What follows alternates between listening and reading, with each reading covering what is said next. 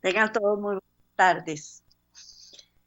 Ay, me siento tan motivada y me siento tan emocionada de que pueda compartir con ustedes estas palabras maravillosas que el Señor me trae día con día para que yo pueda prepararlas para ustedes de la mejor manera posible. Trato de explicarlo lo más entendible posible. Hay temas que han sido bastante difíciles, sobre todo cuando se habla muy científicamente. Y también hay otros que son muy espirituales y también no son fáciles de asimilar. Pero Dios, con su infinita misericordia, Él siempre nos guía, nos abre el entendimiento y nos ayuda a esclarecer y a entender lo que Él quiere que nosotros entendamos. Hace tiempo he oído otras prédicas de otros pastores y la oigo una, dos y tres veces y mi esposo me decía, pero María Elena, ¿cómo vas a oír eso otra vez si ya lo has oído en otras oportunidades? Y le decía yo, cada vez que yo oigo esta prédica aprendo algo diferente, porque en un momento me llamó más la atención una cosa, en otro momento me llama más la atención otra. Y entonces ahí voy armando el asunto. Así es que entonces yo los invito a que todas estas programaciones la oigan no una vez, sino dos o tres veces para así poderla entender mejor y no entender en realidad el tema que se está tratando en sí, sino entender más a Dios, entender más. Hoy un muchacho me preguntaba por qué Dios no protege a los suyos. Porque recientemente un señor, un adulto mayor que fue atropellado por un motociclista y el motociclista se dio a la fuga. Resulta que este señor iba a la iglesia pentecostal de la que asiste ese muchacho y ese muchacho me preguntaba a mí por qué Dios no lo protegió. Y le dije, yo voy a enviarle todos los programas que yo estoy haciendo de ver aquí al Dios vuestro para que usted entienda cuál es la forma de actuar el Señor, por qué se piensa de Él lo que se piensa. Pues para eso estamos aquí, para esclarecer todo este concepto erróneo que teníamos sobre Cristo Jesús, de cómo Él castiga, es un Dios castigador, es un Dios que no es justo, es un Dios que es ojo por ojo y diente por diente, y no es así, Él no es así. Así es que entonces hoy vamos a ver el tema, Dios va la segunda milla. Dios va a la segunda milla, siempre del tema, ved aquí al Dios vuestro. Pero antes vamos a elevar una oración al Señor para que Él nos ayude, nos guíe, nos conforte, nos ilumine. Así es que donde quiera que usted esté, incline su rostro y si puede, doble rodillas para que comparta conmigo esta oración. Amantísimo Padre, nosotros también queremos correr la segunda milla como tú lo hiciste. Nosotros también queremos ser como tú eres, Padre eterno.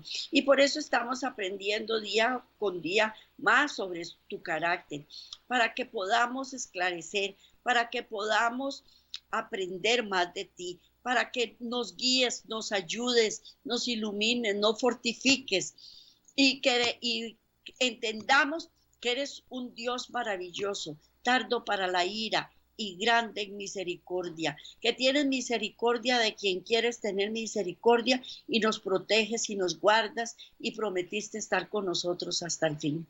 Te damos gracias por todas tus atenciones, por toda tu protección y te decimos que te amamos en el nombre de Cristo Jesús. Amén. Te damos las gracias también. Gracias, Padre, en el nombre de Cristo Jesús. Amén. Bueno, hoy vamos a ver, Dios va la segunda milla. Dios va a la segunda milla. Y entonces, ay, espérese un momentito porque se me perdió el Word. Ya lo encontré porque lo tenía aquí y de un momento a otro no me apareció en la pantalla y me asusté. Dios va a la segunda milla. Seguimos buscando evidencias bíblicas, porque nosotros tenemos que basarnos en Biblia, solo Biblia. Y nos basamos en evidencias bíblicas sobre el becerro de oro, que ya lo he venido viendo en temas anteriores. para ver claramente que Dios no violó ninguno de sus principios de su carácter. Cuando la luz de su palabra brille con su poder y claridad, será visto que Dios no solo estaba actuando como un salvador en la matanza del becerro de oro, sino que ha sido seriamente mal interpretada en esta función. Aquello que fue la revelación de él como el Salvador ha sido interpretado como la manifestación de él de un destructor o un ajusticiador. ¿Cómo es posible que Dios, habiendo sacado a los israelitas de Egipto, habiéndolos hecho pasar por el mar muerto, se los lleva al desierto y después los manda a matar a todos? Después de que ellos hicieron el becerro de oro. Uno no lo logra entender. Entonces, si él conoce el principio del fin desde el principio, entonces, ¿qué fue lo que pasó? ¿Por qué lo hizo? ¿Por qué? Israel eligió rechazar los caminos de Dios cuando tomó la espada. El Señor no solo se negó a darles esa clase de armas, sino que él había hecho todo con su poder sin recurrir a la compulsión para prevenirlos de tomarlas. Pero el Señor debía respetar su elección. Él nos amonesta y nos enseña, pero el elegir permanece en nosotros. Él nos dio libertad, libertad de expresión, libertad de elección, libertad. Y entonces después, ¿cómo hace para quitarnos esa libertad y decir, no, yo no le di permiso, usted tiene que irse por donde yo diga? No, él no es así. Él no es como nosotros, que hoy dice una cosa y mañana otra y que nos arrepentimos. No, él no es así. Si nos dio libertad, nos dio libertad. Y allá nosotros, si esa libertad y esa elección que hicimos nos quedó grande, nos quedó grande. Una vez que los israelitas hicieron la elección de tomar las armas que quedaron regadas por toda la orilla del Mar Rojo, ellos establecen sus propios procederes en vez de los de Dios.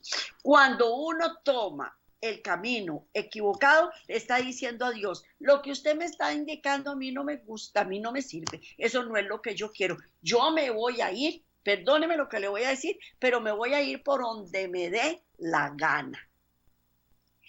Es imposible que el proceder de Dios y del hombre obren dentro de una sociedad al mismo tiempo.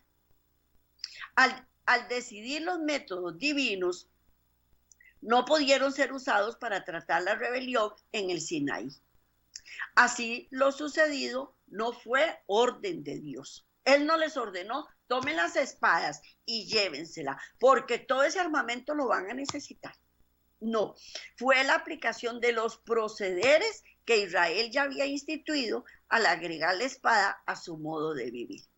La única parte que Dios cumplió fue aplicar algunas restricciones y consejos en el uso de ellas para simplificar sus malos efectos. Bueno, supongamos, olvidémonos de las espadas por un momentito. A mí me hicieron una trastada, alguien me hizo una trastada y entonces yo quiero vengarme. Entonces no infundo la espada literalmente, pero inmediatamente busco la forma de vengarme. Busco la forma de vengarme. Y eso Dios no quiere que yo lo haga. Pero en el momento que yo decidí vengarme, le estoy diciendo al Señor, no, sus procederes no me interesan, no me gustan. Yo quiero castigar, y como usted es tardo para la ira y grande misericordia, y si él se arrepiente lo va a perdonar, yo esa trastada que me hicieron, yo no la puedo pasar por alto. Y el que me la hace, me la paga. Pues eso fue lo que hicieron los israelitas. Ya desde el mismo momento en que ellos cogieron la espada, es porque le estás diciendo a Dios, sus procederes no me gustan. Yo voy a infundir la espada y voy a usarla a mi manera. El problema es que Israel aún no reconocía ser el pueblo de Dios.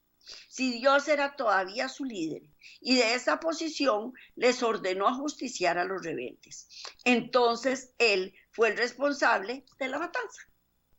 Bueno, y ahí usted me escogió a mí.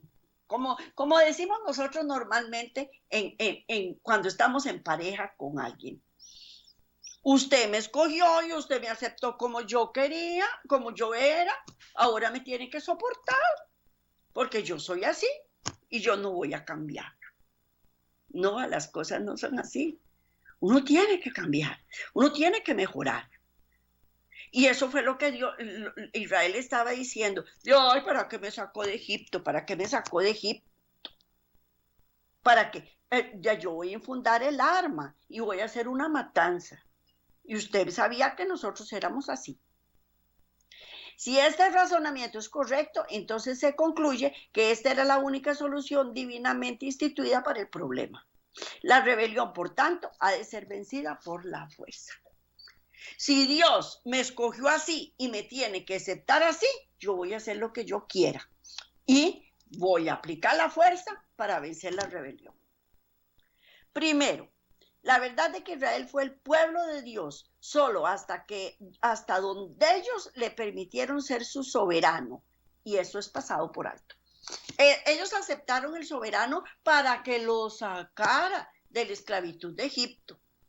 Pero no, Diosito, no te lo creas. Yo quiero seguir haciendo lo que yo quiero, porque antes yo era esclavo aquí, allá, en Egipto, y tenía que hacer lo que el faraón me decía. Pues ahora yo quiero libertad, y tengo libertad de hacer lo que yo quiero. Esta es la triste tragedia de la historia humana. Los hombres y movimientos están preparados para caminar con Dios hasta cierta distancia, pero no todo el trayecto. Acompáñeme cuando yo lo necesito. Acompáñeme cuando yo tengo una emergencia. Acompáñeme cuando yo tengo una necesidad. Acompáñeme cuando estoy enfermo. Pero cuando quiero, estoy bien y no lo necesito, entonces, ay, no quiero estar con usted. Ahora mejor lo dejo a un ladito. Y así fue con Israel. En grandes áreas ellos retenían a Dios como líder, seguían sus caminos y le servían en todo. Había otras donde tomaban la obra por sí mismos. Por ejemplo, todavía seguían la columna de nube de día y de noche, de día, y de la del fuego en la noche. Finalmente, también respetaban el sábado. Eran custodios de la ley y continuaban los servicios del santuario conforme a la revelación divina. Pero ahí viene el pero. Al empuñar la espada, habían privado al Señor de su posición como su amparo y protector de enemigos dentro y fuera de ellos. Mientras es verdad que esperaban que Dios los ayudara en este trabajo, no cambia el hecho de que estaban haciéndolo en su lugar y de acuerdo con sus propios principios humanos. Por lo tanto, sus acciones como tales no eran la revelación del carácter de Dios, sino las suyas propias.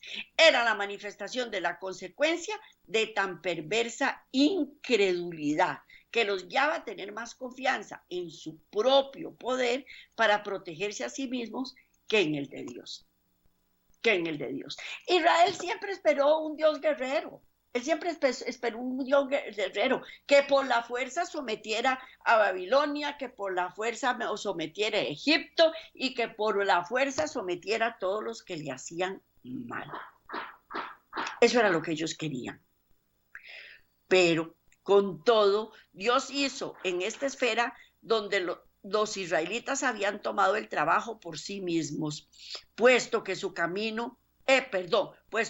mismo acto es una revelación de su carácter. Dios se reveló a sí mismo por lo que hizo al conducir a los levitas a destruir a los rebeldes. Pero esto se ha visto de una forma diferente de la verdadera y por consiguiente han retenido el concepto erróneo de su carácter. Entonces, si Dios le dijo a los israelitas, infundan el arma y vayan a matar a los impíos, a los rebeldes, ese es el carácter de Dios. No es cierto. Ese no es el carácter de Dios. Tiene que ser reconocido que Dios es un salvador. Como lo vimos en el programa pasado, Dios es un salvador. Él había obrado intensamente para salvarlos de tomar la espada en primer lugar. Pero cuando a pesar de eso lo hicieron, entonces lo mejor que podía hacer era darles consejos destinados a salvarlos de las peores consecuencias de su elección. Ya ellos estaban decididos al empuñar las espadas. Desde el mismo momento en que ellos las recogieron del Mar Rojo, ya ellos estaban decididos a usarla. Entonces Dios lo que hizo fue de los males el menor. De los males el menor. Entonces voy a enseñarlos y voy a guiarlos para que no les vaya como les puede ir. Como les puede ir. No aceptaron el consejo. Es notable la perversidad humana, que se niega a obedecer a Dios en algunas cosas. Sin embargo, sigue su consejo en otras. De este modo, mientras Israel no tenía fe para confiar su protección a Dios, estaba preparado para seguir sus instrucciones para tratar con el crimen en el campamento. Y eso es lo que hacemos. En esta parte, ayúdenme. Pero ya me ayudaste. Ya me diste lo que quería, ya yo tengo satisfacción de conseguir lo que yo anhelaba. Y ahora apártese, porque de aquí en adelante voy a hacer las cosas a mi manera, a mi manera. Hasta que Israel fue llevado a Babilonia, el Señor hizo lo mejor que pudo para salvarla de ellos mismos, porque el Dios lo que hace es salvarnos de nosotros mismos, de las actitudes erróneas que nosotros tenemos, de los malos pensamientos, de nuestras maldades. Es de salvarme de mí misma. Pero nosotros no lo queremos oír. Envió mensajes de amonestación, envió llamados, les aseguró que si se arrepentían aún en este último momento serían liberados, como si nunca hubieran pecado y serían mantenidos con seguridad y prosperidad en su propia tierra. Él no muestra la más mínima evidencia de vindicación o deseo de vengarse. No exige que ellos sufran una sentencia de castigo de sus pecados. Todo él lo hizo. Mire, mandó cualquier cantidad de mensajeros para decirles a los israelitas, arrepiéntanse, dejen de ir en pos de dioses ajenos, porque hay un rey que está haciendo barbaridades y los va a someter y los va a esclavizar. Ya el rey Nabucodonosor venía haciendo lo suyo y ya había sometido a un montón de pueblos y Dios no quería que sometiera al pueblo de Israel. Y si ellos se arrepentían, ellos le estaban dando la oportunidad a Dios de protegerlos, pero no lo quisieron, no lo quisieron. Pero ellos ni prestaron atención ni se arrepintieron, no quisieron. Y el Señor no pudo salvarlos de la cautividad. Esto no significa que el Señor cesó de actuar como un salvador para ellos, porque Dios nunca deja de ser nuestro salvador, nunca deja de ser nuestro salvador. Él siempre nos está protegiendo, como se lo dije anteriormente, de nosotros mismos, ¿verdad? De las consecuencias de nuestras malas decisiones. Pero simplemente no pudo actuar para salvarlos de la cautividad, porque esa oportunidad la habían perdido. Ellos ahora iban a ser cautivos, pero Dios, a pesar de que iban cautivos, podía salvarlos de los peores efectos de lo que ellos habían escogido, y esto fue lo que hizo. Y actuó exactamente como actúa un padre. Como actúa un padre. Lo siguió protegiendo a sabiendas de que lo que iban a pasar durante 70 años de cautiverio iba a ser increíblemente traumático para ellos. La historia de los hechos de Dios en esto está revelada en las Escrituras. No solo es revelado como un eterno salvador, sino en contraste, el diablo es desenmascarado en su trabajo de destruir. Él había actuado incesantemente para llevar a Israel a la cautividad y lo había logrado. Entonces, cuando lo llevó allí, actuó con igual frenesí para hacer esta cautividad tan destructora, tan difícil, tanto en el aspecto físico como en el espiritual, y en su bienestar, como fuera posible. Y eso nos hace con nosotros. Así que nos tiene cautivos, empieza a destruir nuestro cuerpo, a destruir nuestras finanzas, a destruir todo el bienestar que nosotros podemos tener, porque Él actúa así. Y Dios, por otro lado, tratando por todos los medios de aminorar esas consecuencias. Y así hallamos a Dios y a Satanás actuando exactamente en funciones opuestas. En sus milagros, el Salvador manifestaba el poder que actúa siempre en favor del hombre, para sostenerle y sanarle. Por medio de los agentes naturales, Dios obra día tras día, hora tras hora, en todo momento, para conservar la vida, fortalecernos y restaurarnos. Cuando alguna parte del cuerpo sufre prejuicio, empieza el proceso de curación. Los agentes naturales actúan para restablecer la salud. Nosotros, cuando mis hijos estaban chiquitos y yo les tenía que darle los medicamentos, usted sabe que los medicamentos saben horribles, sean plantas medicinales o sean farmacéuticos, saben feos. La verdad es que saben feos. En una oportunidad a mi hijo le dio hepatitis y yo lo curé, bueno, primero Dios, ¿verdad?, con una planta que se llama altamisa, pero es amarga, amarga, amarga, amarga. Y él se la tenía que tomar. Era un chiquito de 7 años. Y entonces yo le explicaba a él, son soldaditos que te estoy metiendo en el cuerpo, que van a ir a pelear contra la enfermedad para defenderte. Y van a hacer todo lo posible para eliminar esos soldaditos que son malos.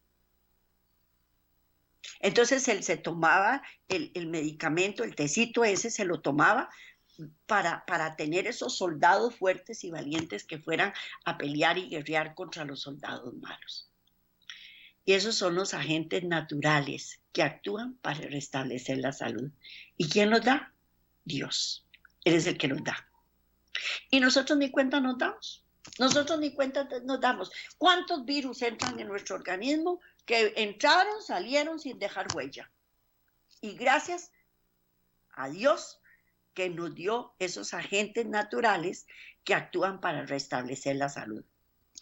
Pero la obra por medio de estos agentes es el poder de Dios. Todo poder es capaz de dar vida, procede de Dios. Cuando alguien se repone de una enfermedad, es Dios que lo sana. Y somos tan mal agradecidos, pero tan mal agradecidos, que cuando estamos sanos ya nos olvidamos de Dios. Ya nos olvidamos de Dios. La enfermedad, el padecimiento y la muerte son obra de un poder enemigo. Satanás es el que destruye, Dios es el que restaura. Al comienzo de su reinado, Sedequías tenía toda la confianza del rey de Babilonia y al profeta Jeremías como probado consejero. Si hubiese seguido una conducta honorable para con los babilonios, hubiese prestado atención a los mensajes que el Señor le daba por medio de Jeremías. Habría conservado el respeto de muchos y habría tenido oportunidad de comunicarle un conocimiento del verdadero Dios. En esta forma, los cautivos ya desterrados a Babilonia se habrían visto en terreno ventajoso. Se les habría concedido muchas libertades. El nombre de Dios habría sido honrado cerca y lejos, y los que permanecían en la tierra de Judá se les habría perdonado las terribles calamidades que finalmente le acontecieron. Cuando los israelitas cayeron en cautiverio en Babilonia, Dios les dijo, no se subleven, no se subleven, mantengan la paz. Se lo mandó a decir por medio del profeta Jeremías, pero ellos no soportaban el cautiverio. No lo soportaron y empezaron a sublevarse. Por intermedio de Jeremías, Sedequías y todo Judá, inclusive los que habían sido llevados a Babilonia, recibieron el consejo de someterse tranquilamente al gobierno provisorio de sus conquistadores. Era especialmente importante que los que se hallaban en cautiverio procurasen la paz de la tierra a la cual habían sido llevados. Pero esto era contrario a las inclinaciones del corazón humano, y Satanás, aprovechándose de las circunstancias, hizo que se levantara entre el pueblo, tanto en Jerusalén como en Babilonia, falsos profetas para declarar que no tardaría en verse roto el yugo de servidumbre y restaurado el anterior prestigio de la nación. Los agarraron los falsos profetas y les dijeron, sublévense, peleen para que los dejen en libertad. Y no. Y Jeremías fue y les dijo, no, tengan paz, esténse tranquilos, pero prefieren oír la mentira que oír la verdad.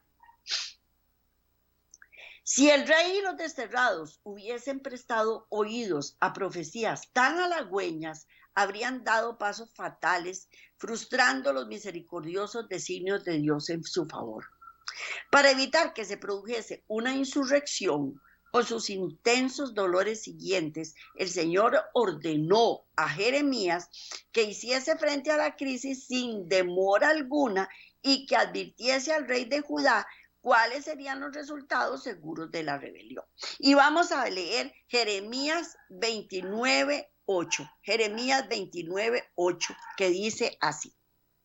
Porque así ha dicho Jehová de los ejércitos, Dios de Israel, no os engañen vuestros profetas que están entre vosotros, no vuestros adivinos, ni atendáis ni a vuestros adivinos, ni atendáis a los sueños que soñáis.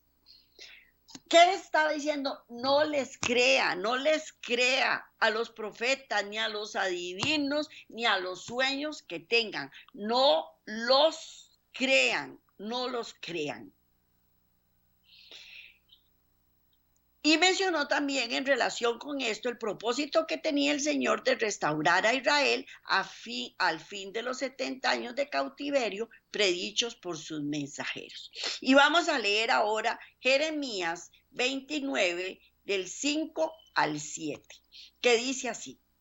Edificad casas y habitadlas y plantad huertos y comed del fruto de ellos. Casaos y engendrad hijos e hijas. Dad mujeres a vuestros hijos y dad maridos a vuestras hijas, para que tengan hijos e hijas, y multiplicaos ahí y no os disminuyáis. Procurad la paz de la ciudad, a la cual os hice transportar, y rogad por ella a Jehová, porque en su paz tendréis vosotros paz. Vea, la verdad les soy sincera, a mí me cuesta mucho, porque uno todas las batallas las gana peleando. Uno cree que todas las batallas las gana peleando. Y más bien a veces hay que quedarse callado, El problema está en que como vivimos entre seres humanos, si yo me quedo callada, el enemigo avanza y me oprime más, pero eso le corresponde a Dios librarme del yugo opresor. Pero uno no lo entiende así, ¿verdad que no? Uno lo que quiere es pelear y pelear y pelear. Pues Dios, con tierna compasión, informó a su pueblo cautivo acerca de sus planes para Israel. Sabía que si éste se dejaba persuadir por los falsos profetas a esperar una pronta liberación, su posición en Babilonia resultaría muy difícil. Cualquier demostración o insurrección de su parte, despertaría la vigilancia y la severidad de las autoridades caldeas y acarrearía sufrimientos y desastres.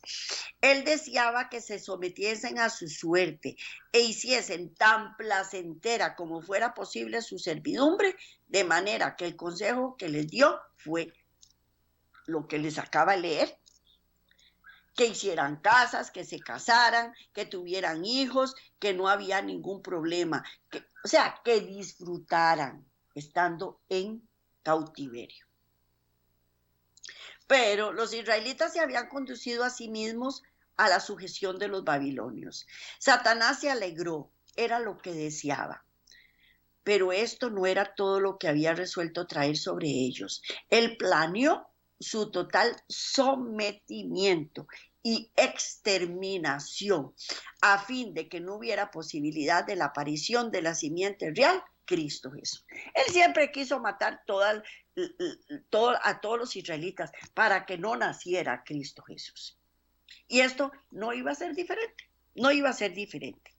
Inspiró a falsos profetas para expresar predicciones que causarían un espíritu de inquietud, rebelión e insurrección, para ser promovido en medio de la cautividad.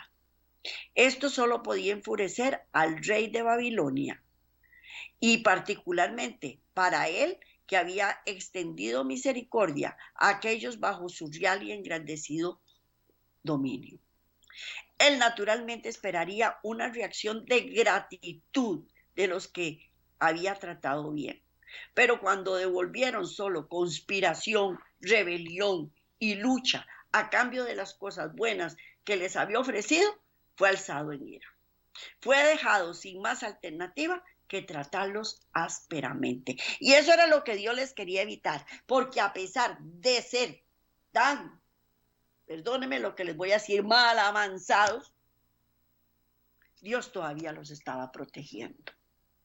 Ellos deseaban su libertad para regresar. El egoísmo tomó el lugar de la sabiduría y la rudeza el lugar de la discreción. Y a pesar de los esfuerzos de Dios para salvarlos de ir a problemas más profundos, el diablo triunfó con sus resultados de que las terribles calamidades cayeran sobre ellos de mano de los babilonios. Mientras Satanás estaba actuando para hacer su cautividad lo más desagradable y terrible posible, el Señor envió un mensaje por medio de Jeremías para el pueblo, que si fuera obedecido, haría su estadía en tierra extraña tan placentera como fuera posible. Él también los amonestó al prestar atención a los mensajes de los profetas del Señor, mientras Satanás estaba obrando para efectuar la destrucción de los merecedores. El Señor estaba tratando de libertarlos. Un pueblo que por siglos había hecho todas las cosas posibles para provocar a Dios a una cruel venganza, entre la muerte de David y la cautividad de Babilonia, 400 años casi habían pasado. Ellos fueron años marcados por la peor y revoltosa apostasía. El santuario había sido profanado, el servicio diario había desaparecido, la abominación desoladora estaba establecida, los altares de Baal se habían construido en todo el país. Ofrecían tortas a la reina del cielo, diosa pagana. Habían sacrificado a sus niños en las horribles ceremonias donde los niños eran quemados vivos. Habían restaurado la hechicería, los maleficios, toda clase de espiritualismo. Habían tomado todos los dones que Dios les había dado y los habían convertido al abuso y mal uso. Había sido un pueblo depravado, insolente, rebelde, que se separaba de Dios, que los había llamado y bendecido para hacer burla de su palabra. Cualquier parecido en la actualidad, nada que ver, ¿verdad que sí? Estamos peor. Vamos a leer Malaquías 3:6. Malaquías 3:6 dice: porque yo Jehová no cambio, por esto, hijos de Jacob, no habéis sido consumidos. Porque yo Jehová no cambio, por eso, hijos de Jacob, no habéis sido consumidos. No habéis sido consumidos. Para Dios, tomado el rumbo de la venganza y destruir a todos, tendría que haber cambiado de un ser de amor infinito a uno de un espíritu de venganza, pero Él no cambia. Antes de ir a la cautividad, estaba el Señor, el Salvador, haciendo todo en su poder para convencerlos de lo absurdo de su rumbo y buscando sacarlos del abismo en el que se estaban hundiendo. Cuando despreciaron los esfuerzos del Señor, descendieron a ese abismo. No cesó de ser Él, y aún así no cesó de ser el Salvador. Ya estaban caídos en el abismo, pero les podía todavía dar consejos que los salvarían mientras estaban en esta situación. Cuando se entiende el proceder de Dios, se entenderá la naturaleza de la orden a los levitas de ir a destruir a los que adoraron el becerro de oro. Aun cuando el proceder de Dios hacia Israel es suficiente evidencia para establecer el punto que Dios actúa solo en función de Salvador, esta historia tiene que ver con otros pueblos aparte de Israel. Ellos eran el pueblo de Edom, de Moab, de Tiro y de otras naciones. De todos los pueblos del Antiguo Testamento, ninguno se había entregado a una guerra más agresiva y hostil contra Dios y su causa que esos pueblos. Los edomitas eran descendientes de Esaú. Los moabitas eran descendientes de Lot. Y en Ezequiel 28, que se los dejo de tarea para que lo lean, Ezequiel 28, la perversidad del rey de Tiro era tan grande que él estaba hablando como siendo la personificación y directo instrumento del diablo, tanto que ninguna distinción es hecha entre ellos. Aceptamos la idea de que Dios favorecía a los israelitas, pero no podemos pensar de tal cosa estando disponible para los moabitas, los edomitas y para el pueblo de Tiro. Esperaríamos que Dios actuara por ellos como un salvador también. Dios no hizo distinción entre ellos y los israelitas. Ellos también estaban en peligro de oír la voz de Satanás y sus perversos deseos humanos. Dios los envió a los mismos mensajes que había enviado a su pueblo por medio de Jeremías. Los amonestó de no resistir al rey de Babilonia, porque sería inútil, sino ser prudentes y colaboradores al fin de que pudieran ser salvos de sufrimientos y pérdidas. Dios sabía que ni él ni sus siervos serían bienvenidos en medio de ellos.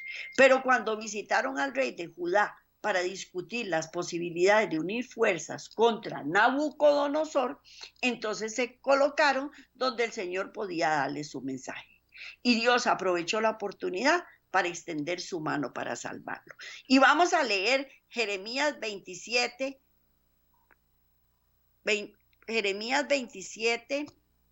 espérese un momentito, versículos 2 y 3.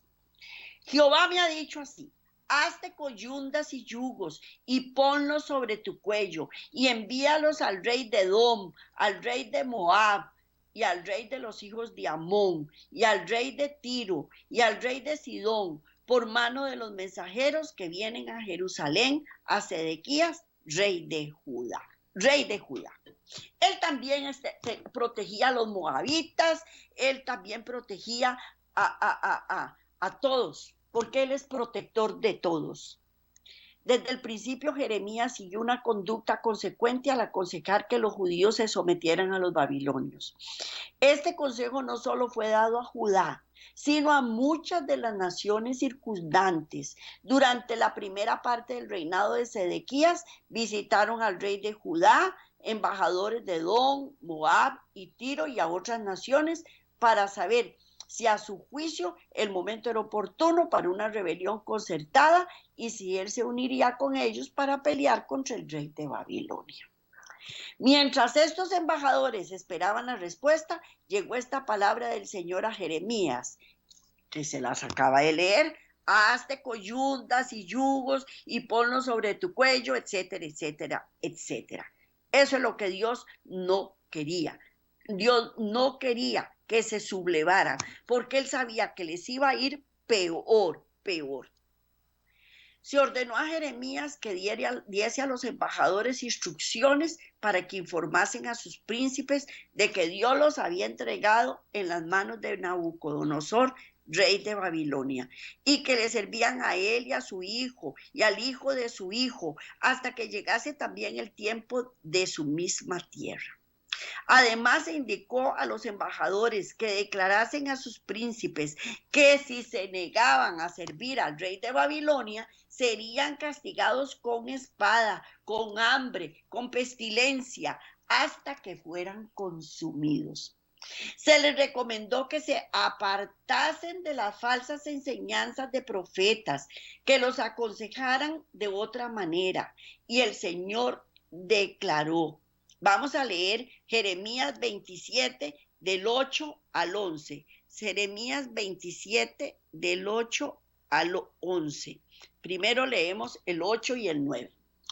Y a la nación y al reino que no sirviese a Nabucodonosor, rey de Babilonia, y que no pusiese su cuello debajo del yugo del rey de Babilonia, castigaré a tal nación con espada y con hambre y con pestilencia, dice Jehová, hasta que la acabe yo por su mano. Y vosotros no prestéis oído a vuestros profetas, ni a vuestros adivinos, ni a vuestros soñadores, ni a vuestros agoreros, ni a vuestros encantadores, que os hablan diciendo, no serviréis al rey de Babilonia. Versículos 10 y 11 de Jeremías 27. Jeremías 27, 10 y 11 dice así, porque ellos os profetizarán mentira para haceros alejar de vuestra tierra y para que yo os arroje y perezcáis. Mas la nación que sometiere su cuello al yugo del rey de Babilonia y le sirviere, la dejaré en su tierra, dice Jehová, y la labrará y morará en ella. Dios lo que quería era que de los males sufrieran el menor, que disfrutaran, que estuvieran sometidos, que estuvieran tranquilos, para que pasara rapidito ese tiempo y pudieran regresar a su tierra. Y si se sometían, iban a quedarse en su tierra. Que era el castigo más liviano que un Dios misericordioso podía infligir a un pueblo rebelde, era que se sometiesen al gobierno de Babilonia. Pero si guerreaban contra este decreto de servidumbre, iban a sentir todo el rigor del castigo. Jeremías abogó firmemente por la política de sumisión. Dios hizo todo esto por Israel, Tiro, Edom y Moab. El proceder de Dios y de Cristo son idénticos en la actualidad, idénticos. Cristo amó a sus enemigos y fue la segunda milla y hace bien a los que hacen mal. Dios fue la primera milla cuando hizo lo mejor que pudo para salvarlos de la cautividad y fue la segunda milla al darles instrucciones de cómo debía ser su cautividad tan placentera y corta como fuera posible. Yo no sé ustedes, pero cuando uno disfruta lo que está haciendo, el tiempo se le hace más corto. Cuando uno hace las cosas a revientas hincha, se le hace más tedioso, más cargado, más pesado, más oneroso. Los desastres que cayeron sobre ellos no fueron de Dios, sino las reacciones naturales de aquellos a quienes debían haberse sometido. Sembraron la semilla y recogieron la cosecha. Todo lo que les sucedió fue la manifestación de su propio curso de acción. Ellos suministraron la causa y el efecto fue determinado. Ellos no entendieron el carácter de Dios, no lo entendieron. No vieron sus esfuerzos de amor y la obra de salvación emanando de su corazón infinito e insondable amor. Ellos vieron a Dios y a Jeremías como estando de acuerdo con el rey de Babilonia, Bueno, le voy a contar esta historia. Es un poquitito, de mi familia. Tengo un hijo que estaba casado con una muchacha y estaban haciendo lo que les daba la gana a los dos. Y la nuera yo la llamé y le dije, vea, pórtese bien, mamita, todos los consejos que una mamá le puede dar a una hija, aunque ella no era mi hija, pero yo la quiero mucho, todavía la quiero mucho. Y ella me decía, no, claro, como usted está protegiendo a su hijo y usted quiere que su hijo haga lo que le da la gana, y yo mientras tanto tengo que estar de tonta, metida en la casa y blu, blu.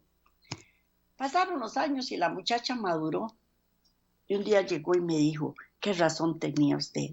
Porque ella pensaba que yo estaba en alianza con mi hijo para someterla a ella y para que ella estuviera sometida.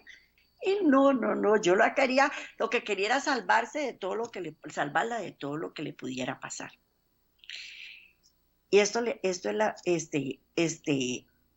fue lo que Dios hizo. Pero ellos no entendieron el carácter de Dios, no vieron el esfuerzo de amor y la obra de salvación emanando de su corazón infinito e insondable amor. Ellos vieron a Dios y a Jeremías como están de acuerdo con el rey de Babilonia. Este es el problema con Dios en el Antiguo Testamento. Los hombres han malentendido lo que Él realmente hizo y lo ven como haciendo algo totalmente distinto. Él ha llegado a ser visto como un Dios de terrible destrucción, pero no lo es, no lo es. Antiguamente procedió con su pueblo y otros pueblos como Cristo lo hizo en el Nuevo Testamento. Amó a sus enemigos, bendijo a los que le maldijeron y miserablemente lo trataron. Y fue la segunda milla. Siempre fue únicamente salvador para todos.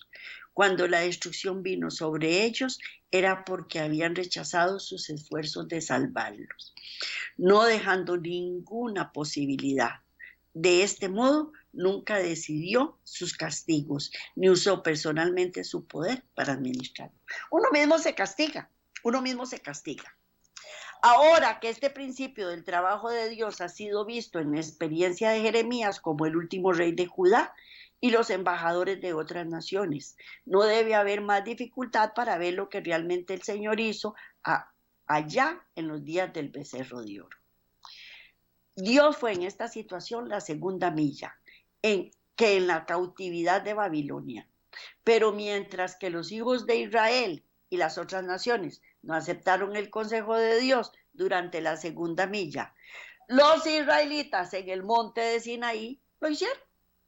No aceptaron los consejos durante la primera milla, pero sí los de la segunda milla, mientras que Sedequías no lo hizo. Dios no los equipó con armas en su liberación del Mar Rojo. No necesitarían la espada mientras anduvieran en sus caminos, pero ellos levantaron las espadas de los hombres muertos del faraón en las orillas del Mar Rojo.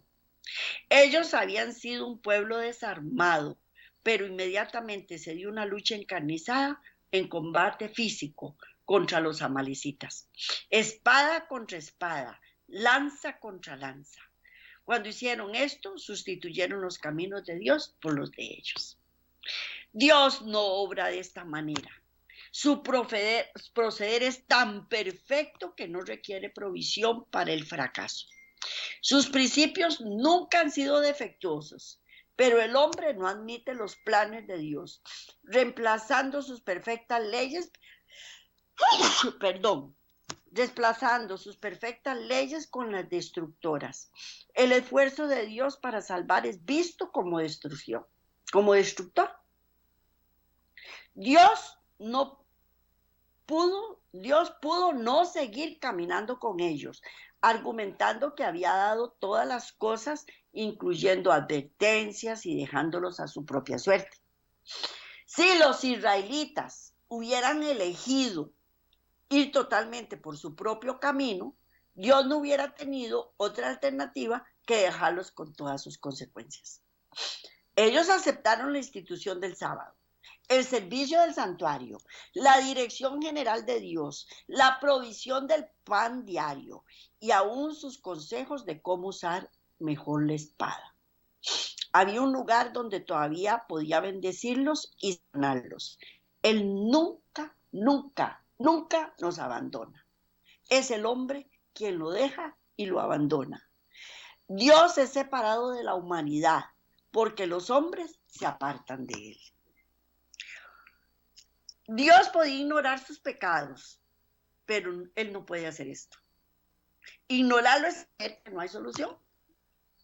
Por otra parte, podía permanecer con su pueblo a pesar de lo que hicieran, guiándolos, protegiéndolos, perdonándolos, bendiciéndolos, enseñándolos, ofreciendo consejos que si son recibidos y obedecidos los salvaría de los peores efectos de lo que ellos habían escogido.